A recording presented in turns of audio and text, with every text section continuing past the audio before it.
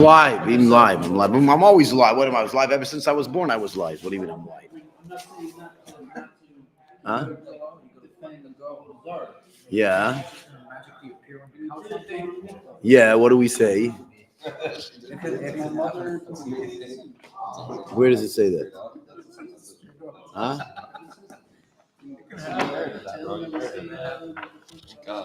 So maybe there was a sin within that relationship, or some type of a sin. You have to look at the reasoning behind it. And when we see what you're referring to as well. What does it say there? Let's see. No. Good. Hold on. He's quoting for me. He thinks he's smart, this guy. Maybe he is. Maybe. He's smart enough to come to my class.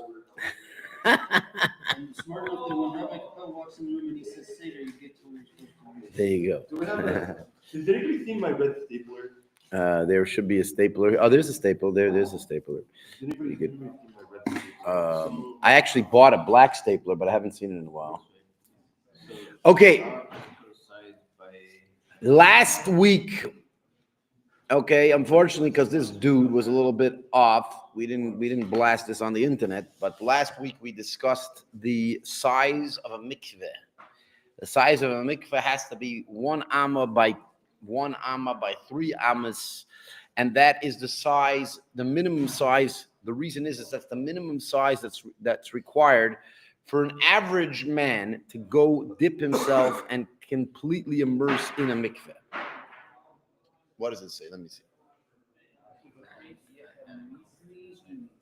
Yeah. What's the size of the average? So did you look up the Mefarshim and try to figure out what this is? Huh? I bet they were bigger than us. What is he talking about when he says this? I mean, you're right. It's not a simple. Again, we have to find out. On the contrary, it's a requirement. It's a mitzvah. Yeah. Anyways. So we spoke about the size of a mikveh is 1 amma by 1 amma by 3 ammas. That is the size of a mikveh. We said that was arboim so, etc. Right? Good. Now, because of the size of a mikveh, which is somewhat minimal, yeah, Omar Rav Ashi, Omar li Ravin bar Chinona. Rav Ashi says that Rav Ovin bar Chinona tells him as follows: Shulchan shel Mikdash, the table of the Mikdash, the table that was in the Mikdash that held the showbreads. Yeah, you know about the showbreads, lechem haponim. You don't know what I'm talking about? Showbreads. I don't know why they called showbreads, because I guess they show the face through and through. It was actually a bread in the shape. It was kind of in the shape of I don't know, what is this? Show business. Upside down ches. It was like an upside down ches, a bit like a horseshoe, and that was the showbreads, because it says they were lined up, 12 of them, and you can see straight through the breads because they were kind of like that. Yeah. So I don't know why, but for some reason in English, probably some Christian dude decided to call it showbreads because it shows through and through. In ancient Hebrew, it's called lechem haponim, which is face breads, because you can see a person's face across the thing. So I guess I don't know. Somebody wanted to juice it up. They call it showbreads. All right. Well, the table of the showbreads says Ravin bar Chinona. He says, Shel prokim hava, it was made out of pieces or parts, right? Which means that this table was easily taken apart, right? It had these parts, and they kind of were one in the other, and they snapped in. I don't know how they got into each other, but they were kind of into each other, and then you can take them apart completely. How did he determine that this was the fact? The isal kedaitoch. Heduki have mihadak. If you think that they were perfectly inside of each other, which means that they were properly, fixed to each other, amsa heichi matbile. How could you tovel? How could you dip the table of the showbreads in the mikvah when the mikvah is only that small minimum size? It's a problem. Now, there's so many assumptions that you have to right away question over here. I don't like this thing in my face. You're good. Good. People on Zoom, are you recording for the viewers? We're live. We're live, Who's on there? right? On there? Who's on there? At the moment, no one, Nobody? right? But I'm sure in a few moments, oh, there you go. Somebody just joined. Can I know it? Thank you for being the first person to join our program on live. We haven't been on for a while because our student over here didn't do this. I actually, somebody told me maybe I should buy my own computer just to do this. I said, maybe you should buy me a computer just so I should do this. Yeah. Good idea. You owe me a shekel. That's it. He owes me a shekel. Yeah. What? Salkadaitach. Salkadaitach literally means it will arise in your mind. It will rise in your thought or in your understanding. Yeah. Salkadaitach. Yeah. Good. What? No, you giving me a shekel or not? Give me a shekel. But you want to wait? I want to make sure this guy pays me a shekel. I'll go after him. Right? Anyways. Okay. Now, number one, we're assuming that there's a few things that you need to know. Number one is that every single vessel in the temple at some point in time was dipped in the mikveh, was dipped in the special holy water. I don't know why they call it holy water. It doesn't necessarily mean holy water. It's more like a natural body of water. There are various ways. Yeah. Oh, because it's from a hole in the ground, therefore it's holy. Oh, we got a guy here. It's jokes today. Can I know? Huh?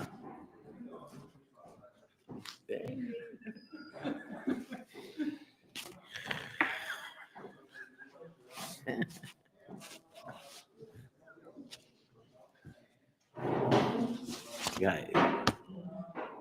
Oh, you had something to drink today or something? No. Oh, coffee. That's it. Coffee will do that to you. Anyways, so every single one of the vessels of the temple had to be dipped in the water before their use. Now we're also assuming that if the minimum size of a mikveh is 1 amma by 1 amma by 3 ammas, we'd assume that they somehow would have to put all the vessels into something that size. Now, if you look at the measurements of the showbread table and you look at how it was built, it was impossible to fit in a mikveh that size. It couldn't do it. You couldn't do it. And since you couldn't do it, must be that you could you were able to take it apart. There was pieces that you could take apart, then dip it, and then take it out. Now, the interesting thing is that the Gemara is also here assuming that all mikvahs were that size. Who says there's no mikvah that's bigger? Just because that's the minimum mikvah, maybe there's bigger mikvahs. And that's actually what the answer of the Gemara is. My kasha, what kind of question is this? Perhaps in the sea that Solomon built, they used to dip it. Now, what on earth is the Sea of Solomon? So you think that Solomon made his own man-made sea? And if you were to say that, you would be 100%, well, depends on how you see it. Oh, that's a pun intended, maybe. Depends how you see it. But the fact is that King Solomon, if you look in history, King Solomon built this massive, massive pool in the temple. It was a big pool. It had, I think, 12 oxes, like 12 sculptures of oxes that held up this massive pool. I once made a calculation, and it's perhaps even bigger than a Olympic-sized pool. Whoa. What's still around today? No, it's not. No, it's not. Again, this was it seems like a metal-made, massive, massive pool that used to be in the temple, and it was a kosher mikveh. And they're saying that since in the temple they had this, perhaps they dipped the showbread table in that massive mikveh, which it would have fit even whole. So again, one rabbi is saying it has to be able to be taken apart, because otherwise, how do they dip it in this teeny mikveh? But the other rabbi is like, hold on a second, there was bigger mikvahs than that, right? There was megamik. There you go, the megamik. Yeah, I wanted somebody to build like a mikveh today, like a what's it called? Okay, yeah, Olympic-sized mikveh. Well, if you took an Olympic-sized swimming pool and filled it with rainwater, you got an Olympic-sized You- mikvah. I hate to break it to you, it's a lot easier than that. Oh yeah? If you take an Olympic-sized swimming pool and you dig a hole under it, right, that is the size of an amma by an amma by 3 ammas, right? You let that fill up with rainwater, and then you can fill the rest of the pool with tap water, and it's a perfectly kosher mikveh. Wow. Yes. Even though it's mixed with tap water. I hate to break it to you, but every mikveh that we use today, except for like the Arizal's mikveh, is 100% tap water. Oh, well, now you're asking that? Now you're asking that. Oh. Now you're asking that. You've been going to the mikveh for who knows how long?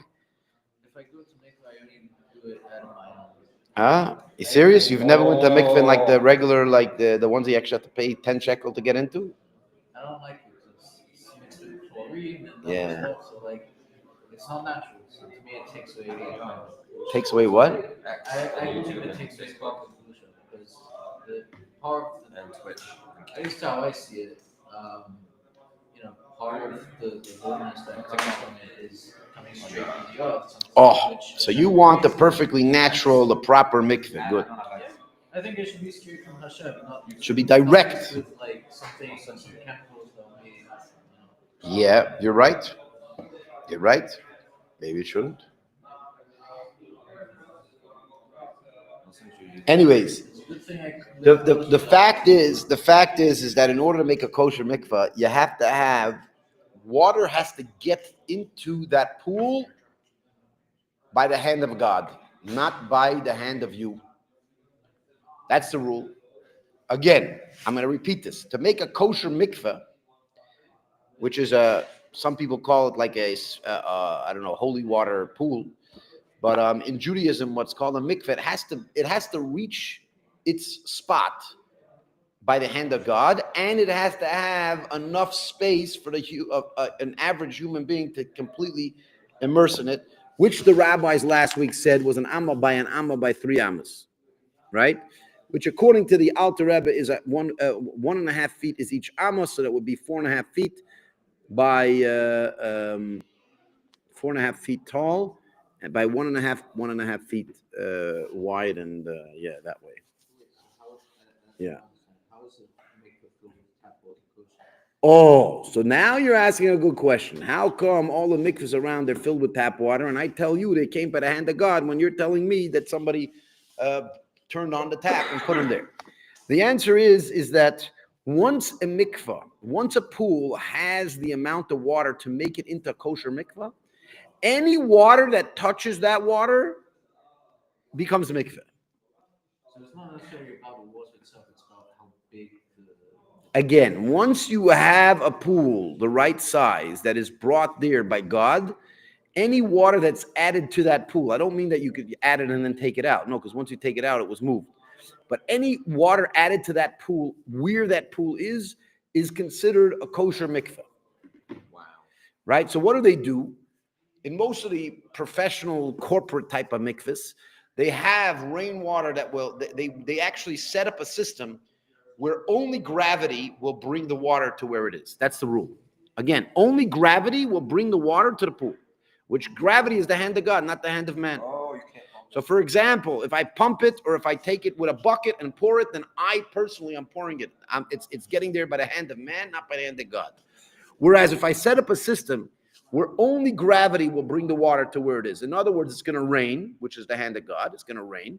And that rain is going to fall into a whole intricate system where it's going to just flow only from gravity. Nothing's going to stop it other than gravity. Gravity is going to let it flow to its place.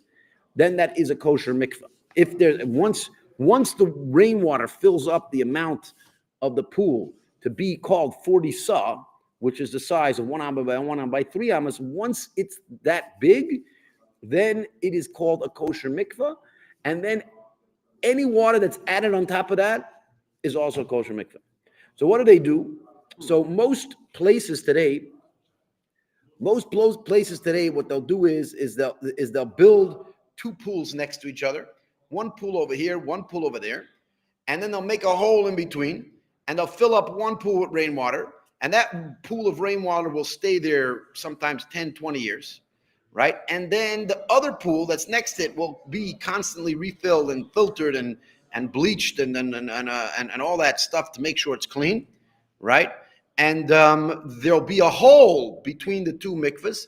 And when the hole touches, and so basically, when the mikvahs reach that level, the two mikvahs, it's actually called kissing. The two mikvahs kiss. It's called neshika.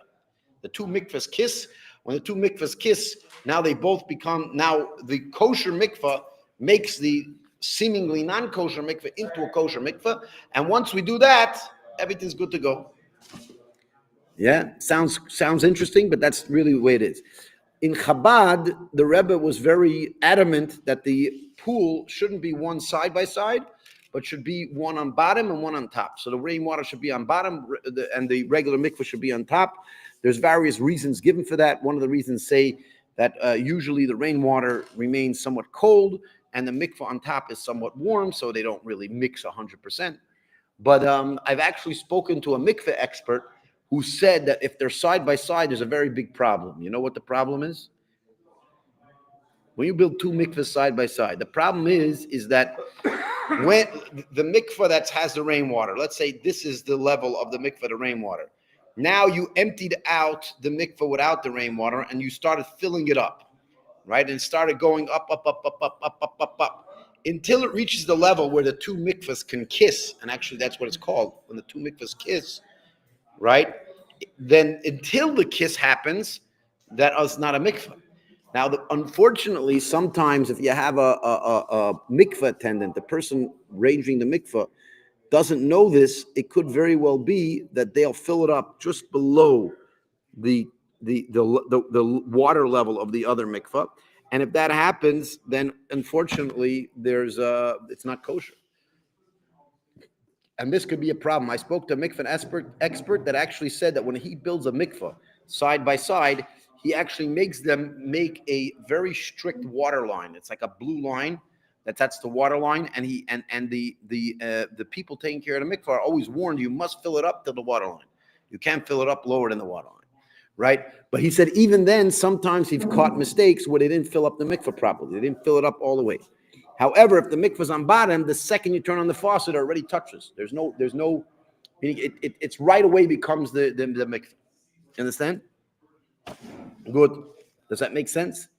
But that's the way we make mikvahs today. But yes, the actual original mikvah has to be brought by God. Once there's a certain amount of water brought to a mikvah by God, any mikvah, if you add water to it, there's no problem. Make sense? Good. The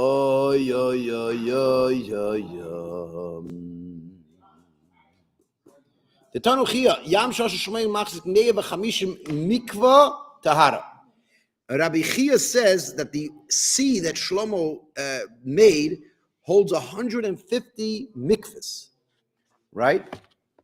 So let's say each mikvah today is 1.5 by 1.5 by 3. So it would actually be 3. It's basically 3 amas squared, right? So each one would be 3 amas squared. Let's see if we can make a calculator here. I don't even know how to calculate this. 3 amas squared is 1 mikvah, right? So if 150 would be, hold on a second, 150 times 3 is 450. Divided by 3. Huh? No, times. No. There's 150 mikvah.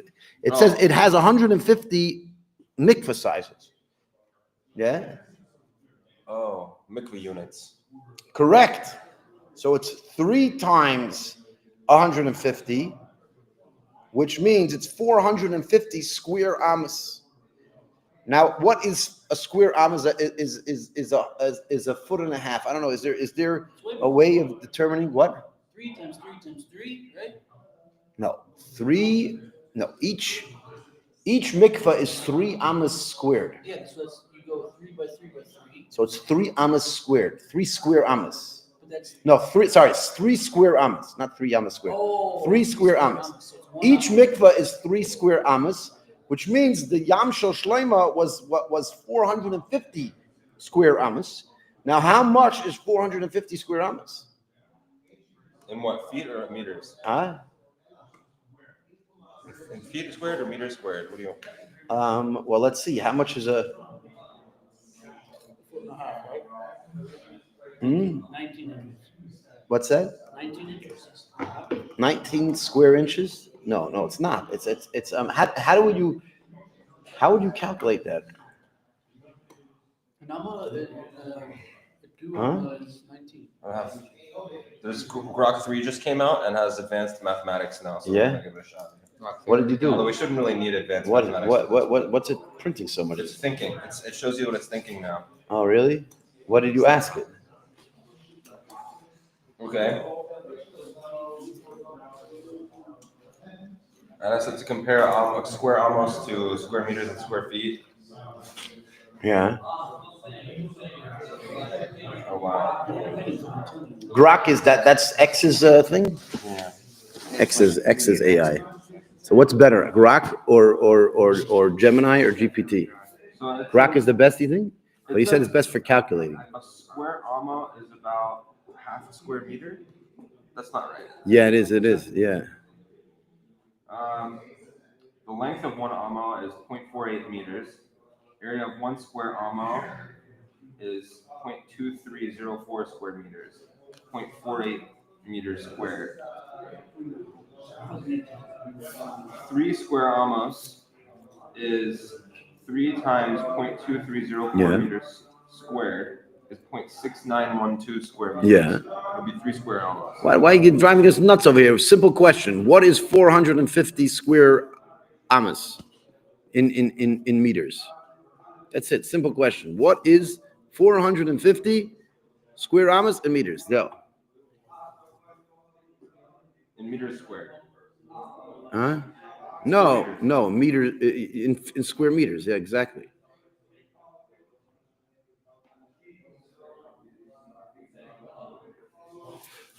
Yeah.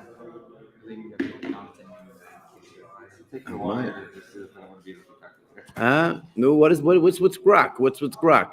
It's 103.68 square meters. 103. 103 square meters. Now, how much is that? How much is 103 square meters? Oh, by the way, it's not square. It's cubit meters. Sorry, I made it. No, it's cubit meters, not square meters. No, because we said it's 450 cubit meters. 450 cubit meters. No, because square meters is two-dimensional. Cubit is three-dimensional. What?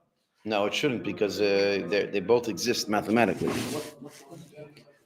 450. Let's go on to all the different. We'll go on to all the different the competing AIs and see who does best. What is 450 cubit amot in meters? All right. In cubic meters. Yeah. You better hurry up because I'm getting on to my favorite one so far is Google. I'm a big fan of Google. I don't know why. I think Google doesn't get enough credit for a lot of their equipment. The Google things are mad. Okay, what is 450 cubic? Cubic? How does it spelled? CUBIC. Huh? CUBIC. Cubic. In cubic meters. Boom. Let's see. I got 56.25 cubic meters. Hmm? The email doesn't specify. No. This is a. Sometimes it thinks I'm speaking about an email, so I'm using it. I said Talmudic Amos. Talmudic Amos. I got it. All right. Let's see.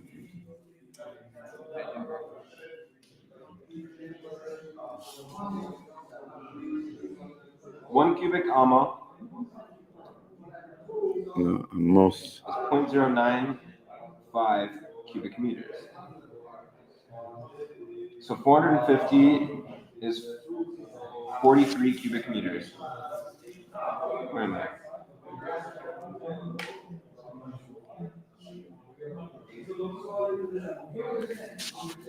Yeah. And now it's saying 56.25 cubic meters.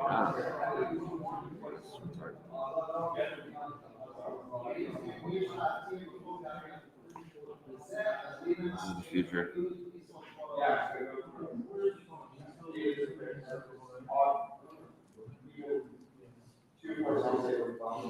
Wait, how did you transfer like the E something that you got the great pay of if it comes up and you have the same.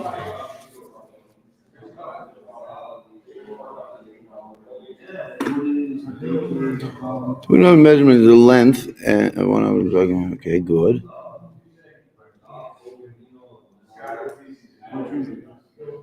It says 90. It says 97.2 cubic meters. That's close to what you had in 103, right? Well, yeah, but now mine's saying 56.25 cubic meters. So no, but here it actually breaks it down. It says it's 0.6. It's approximately 0.6. So you have 0.6 by times 0.6 times 0.6 would equal to 0.216 cubic meters. So 450 would be. The LLMs are bad at math, actually, basic math. What's that? The AIs are bad at the basic math. You have to have a special thing. No, but sometimes so it says 400 cubic amot. 0.6 cubed. Cubic meters, basically about 100 cubic meters. 100 cubic meters. Let's just say, well, we have to know how big it is. Let's say it was 3 amas. So we split that into 3. 97.2. So it'd be about 30 meters. It's actually not that big. Depends. It's not that big then. But it could be very flat and shallow. Yeah, it could be flat and shallow. The question is how big it was. That would be like not like maybe like. Was it under the base of Mikdash? Huh? It was under the base of Mikdash? Yeah. Anyways, for those of you who are new to this class, we started using AI whenever we have questions in this Talmud. Some work better than others, to be honest. We're seeing a glimpse of the future where we forget to do basic arithmetic calculations. Yeah. Yeah, we're not letting ourselves. We ask AI, what's 1 plus 1 equals? We're losing our ability to think. Huh? What? We're slowly losing our ability to think. Yeah, we're gonna have the AI think for us. Can I know? All right, that's that. So yeah, 150 mikvataras. Now, it's actually not a lot, no? Well, if it's the same size, if it's the same height as a human being, I mean, if it's the same height of 3 amas, so basically it would be 150 amas altogether. So 150 amas, if you split it in both ways, how would that? You have to be. But it was just to put the bread rack in, right? 10 by 10. So it would be about. It's not a lot. It's maybe like 15 feet. 15 feet big. I mean, that could have been a big pool for those days if it was overground pool, which was not in the ground. This was an overground pool, maybe 15 feet by 15 feet. That's a big mikvah, bigger than usual. But it still seems a lot smaller than I thought. I thought it was massive. It's like, yeah, it's big. Okay. Anyways, good. That is the end of this Gemara. As you can see, 2 dots there. And now we're going to go further. If you don't mind, please, shkoyach. Yeah? You should not do less than 4. Yeah? Which means you should not do less than 4 cups of wine on Pesach. This is a quote from before. The Gemara asks a question. Hey, how on earth did the rabbis establish a rule, tell you that you're obligated to do something that could actually bring a superstitious danger to you? What is a superstitious danger? It's called zugos. Zugos means couples, but it could also mean pairs. Now, whenever you do things in pairs, you got to be careful, because apparently, if you do things in pairs, there could be negative energy that could come and bite you because of that. Wait, That's what it said. people? To anything. And then any time that something is in pairs, there could be a potential of being harmed spiritually from that. And as a matter of fact, that is going to be the entire Gemara we're going to learn. Besides this little piece of Gemara we learned about the Yam Shel Shloima that we had a bit of a discussion, the rest of the Gemara is of this week is going to be dealing with this Talmudic superstition of pairs and when it applies and when it doesn't apply. But apparently it could be very dangerous to do things in pairs, especially drinking cups of wine. Now, what is 4? 4 is a pair of pairs, right? 4 is a pair of pairs. Oh, yeah. Now, that is like a double pair. It can't be any worse than that, right?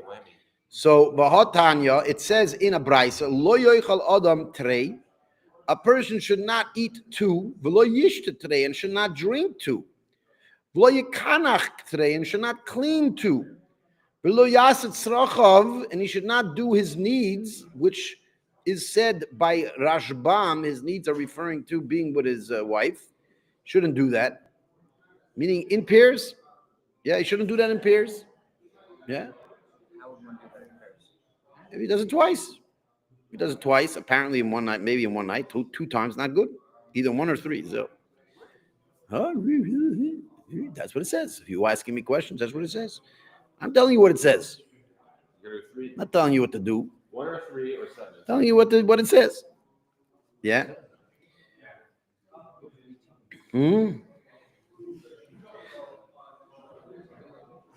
So now we have a problem that it clearly says do not drink in 2. Do not drink in pairs. Here you're drinking in 2 pairs. Yeah. It's a big problem.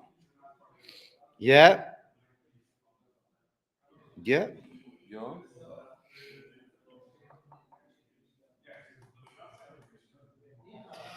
Good.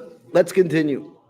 Just a little bit. Omar Rav Nachman says, Omar Kra, it says in the Pasuk in Shemois, Exodus 12, Leil Shimurim, it is the evening of guarding, which means you're guarded in that evening. Leil HaMeshumar Ovamin HaMazikim, because we are protected that night from damagers, which damagers, as the Talmudic refers to, is usually referring to demons that can potentially cause harm to a particular person. So normally the whole concept of pairs is because when there's pairs, it enables demons to rest and to come down when there's a concept of pairs of zugos. Yeah. However, on the night of Pesach, says Rav Nachman, we don't have to worry about this because we're protected. Yeah. So now we're going to go through a whole bunch of different reasons why other people say we are not going to be harmed from drinking 4 cups of wine, which is in pairs. Right? Saying we're not allowed to drink 2 cups of wine on Shabbos? It seems to say that in general, if you drink 2 cups, it could be a problem. But again, don't change your whole life around until we finish learning this Gemara. But this Gemara will basically deal with a lot of these things about how do we deal with pairs. Okay, by the way, throughout the Talmud, this was a massive concept. I don't even want to call it a superstition because the Talmud says that people were actually harmed by demons because they did things in pairs. Right? As a matter of fact, it says in a particular place, it says in a particular place, if you're walking by alone and all of a sudden a demon approaches you, right? You know what it says you should do? It says you should take your thumb, put it 1 thumb in either hand like this, yeah, and say, me and you are 3. Right? Because technically, if it's you and the demon, so then there's 2. Right? So you put 1 thumb, I don't know why you got to do this, but that's what it says in the Talmud. You put 1 thumb in either one of your hands and you say, you and me are 3. So now the demon's like, if we're 3, then I can't do anything to you. So then the demon is going to answer. He says, no, me and you are 4. And then you're supposed to answer the demon and say, no, me and you are 5. And then it says, no, me and you are 6. And you say, no, me and you are 7. Then it says, no, me and you are 8. You say, no, me and you are 9. And you keep on going up And it says that it says in the Gemara, I think it's in Brachas, it says that there was one person that had this interaction with a demon, and it went all the way up to, he said, me and you are 100. And the guy says, no, me and you are 101. And it says the demon popped. And the Gemara says because they have trouble going higher than 100. Up to 100 they can handle, past 100 they can't handle. So it popped. I think it's brachas. But there's a Gemara that says that. It's a crazy story. But yes, but again, you see this throughout the Gemara that there's a problem in pairs. Somehow demons have power over things that have pairs, that are odd numbers, but they do not have power over even numbers. Now, because the opposite. They have power over even numbers and not power. They don't have power over odd numbers. So in order to protect yourself from demons, you should always do an odd number. I'm not sure if you've ever heard of this, but I can tell you personally, I've always seen this superstition in my house growing up, that whenever you make eggs, always make it in an odd number. Whoa. If you're frying eggs, fry it in an odd number. There's a halacha that actually says when you boil eggs, you should boil it in an odd number, but that has to do with something else. That has to do with the fact that if one of them has a blood spot, then it's batal beroiv, and there's various different things. But some people actually say it's because of zugas, that you should always, whenever you do something, it should never be clearly an uneven. It should never clearly be an even number. It should always be an odd number. Good question. What about lechem? Well, that is a zugas, right? Good question. A good question. Well, there's three because Hashem's in the marriage. Oh, coming in with the answers, man. Gee, what? The Rebbe said if you're under 40, you should have 4 l'chaim. 5. No one ever listened to the Rebbe. He's 100%. The Rebbe knew that if they said 4 l'chaims, they'll at least push it a little bit. They'll drink 5. Anyways, our Gemara is going to deal a lot with this number, number concept of this. Be careful about even numbers. We're going to deal with it in our Gemara. I want to remind you today is the first day, of this Gemara. I want to remind you it's very important that you read every single word. Oh, by the way, you gave me this? Was that you gave me this? Shkoyach, thanks for paying me back, man. Yeah. Anyways. Where are we? Yes, please remember to read them. Read it, please. Read it in your sheets and make your notes, but then also read it in the Gemara. Yes, sir. All right? We are having, this week only, we're having a particular mivtza. It's called Only for Our Class Mivtza. Whoever in this class could read the Gemara word for word without me correcting them anything, from the beginning to the end of our quota, they will win a sefer of their choice. Yeah, it's a big deal. But I can't correct you even once. You got to know it perfect. It's got to be perfect. You have to know what every single word means. You have to know what's going on in the Gemara.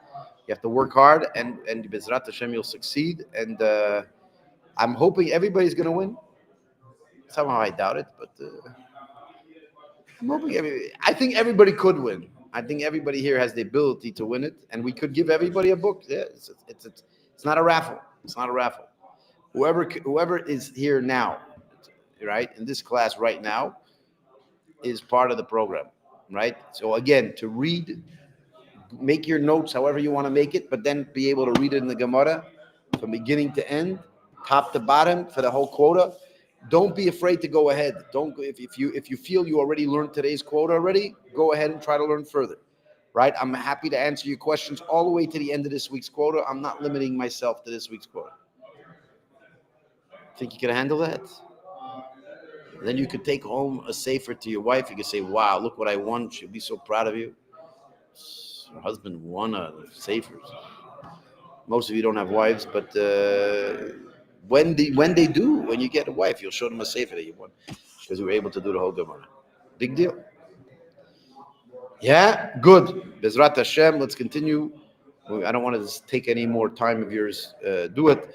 Anybody has questions over here? Anybody online? If you're here right now live, you could actually ask a question, and we'll get it on the computer by putting it in the comments. You have about another 10, 15 seconds to type the question and put it in. Otherwise, we're going to close the thing, and it should be generally on the topic. It can't just be some random question, Rabbi. Why did Jews have big noses? Why do Jews have big noses? To put them, to stick them in the books of Moses. Like, I messed up the whole thing, but yeah. Yes, Moshe, yes, 1 star, yeah. Why do Jews have big noses? To stick them in the books of Moses. That's it. You got your answer, Mr. Anti-Semite. Ha, there you go. Are we done? Is that it? That's a wrap? I said, I looked in the screen and I said, yeah, that's for you, anti-Semite. And then somebody pops up and runs away. I said, disappeared. They're like, oh, you caught me.